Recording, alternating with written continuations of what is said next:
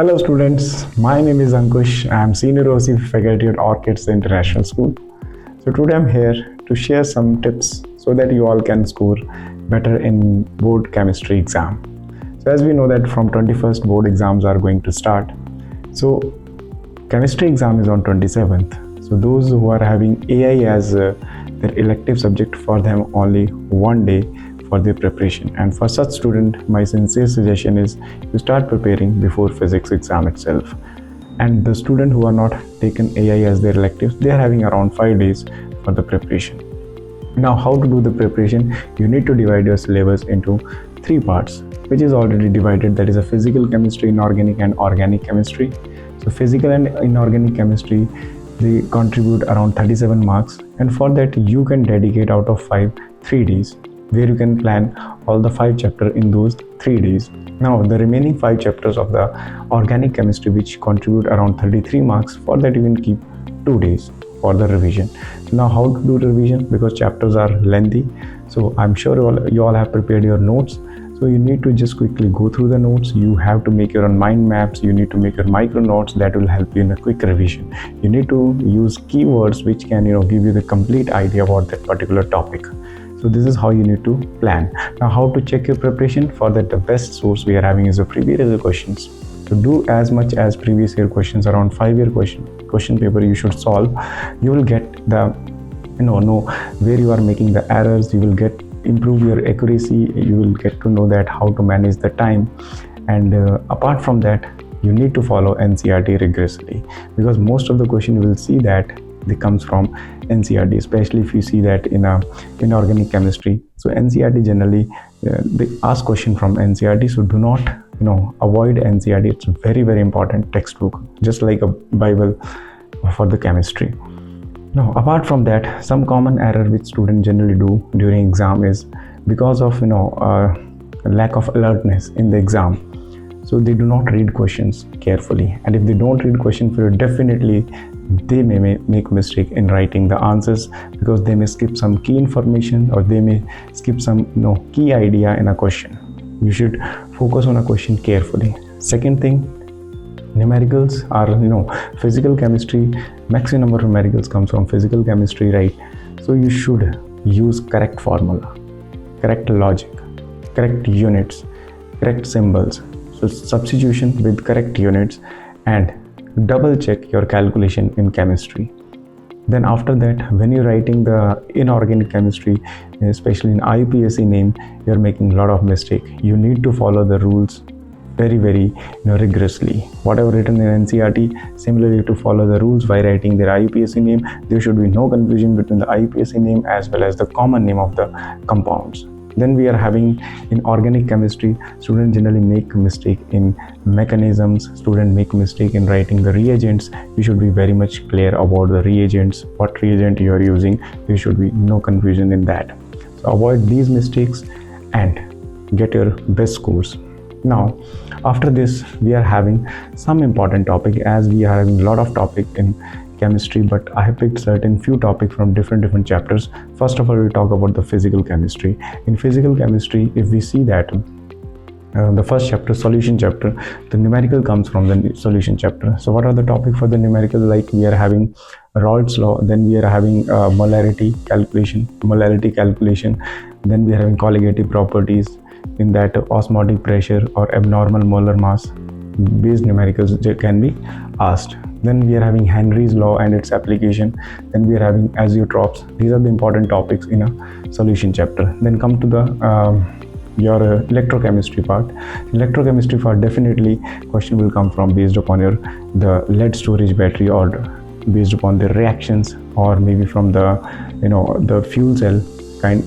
Based upon fuel cell questions can be asked. Now if we talk about the numerical part, so in that, definitely numerical will come from these topics. We are having Collard's law, then we are having Faraday's law, we are having Nernst equation. You should use these with the right formula. There should be no confusion. Again, I'm telling, in formula and in the application of substitution or in calculation, definitely numerical will come. Then we are having the limiting molar conductivity. Again, you have to take care about the units. If we talk about third chapter, so in that we are having chemical kinetics, rate of reaction, and then we have molecularity versus order of reaction. Then we are having the rate of reaction, elementary versus complex reactions. So these are topics which are important. Numericals generally asked based upon your first order or pseudo first order or based upon Arrhenius equation. Numericals asked from this chapter. Now after this we are having if we talk about the inorganic chemistry. So inorganic chemistry we are having like D and F block. In D and F block, properties are very important. D and F block. Then we are having lengthenite, actinide contraction, very important, and the differences between similarity between them is very important. Then we can say trends in a transition element, very important. Ionization, oxidation state, magnetic spin, magnetic properties, they are very important. Preparation of potassium dichromate and potassium permanganate, very important. Their oxidizing properties are very important. So these are the few topics that are from the D and F block. Some questions which are the very frequent kind of questions that like why we are having the same size of your zirconium and hafnium. So that is a very important question. So these are the few topics we are having from the transition element, that is D and F block. So the second segment we are having is on inorganic chemistry, which is around 14 marks. So in that we are having two chapters, D and F block and coordination compounds. In D and F block, if we see that the properties of D and F block element is important, then the lengthenite actinide contraction and their differences between them, similarities between them, then the properties of your transition element like ionization potential, oxidation, magnetic properties, very important. Then after that we can say that the color and the catalytic properties of the transition metals is important. Then we can say preparation of potassium dichromate and potassium permanganate is very important, and along with their oxidation properties. So these are the few topics from D and F block. Along with that, you need to focus more on the questions which are there in NCERT. Then the next chapter in inorganic is your coordination compound. In coordination compound, very important is your IUPAC names. You should follow the rules rigorously for IUPAC names. There should be no confusion in the rules. After that, we are having the valence bond theory, very important. Then we are having second crystal field theory, important. Isomerism, both structural as well as geometrical isomerism is important.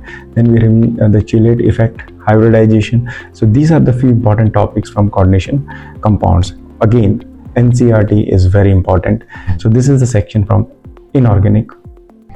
So the last section we are having is organic chemistry, 33 marks. So 4 plus biomolecules. Out of 4 chapter, important naming reaction test and mechanisms are as.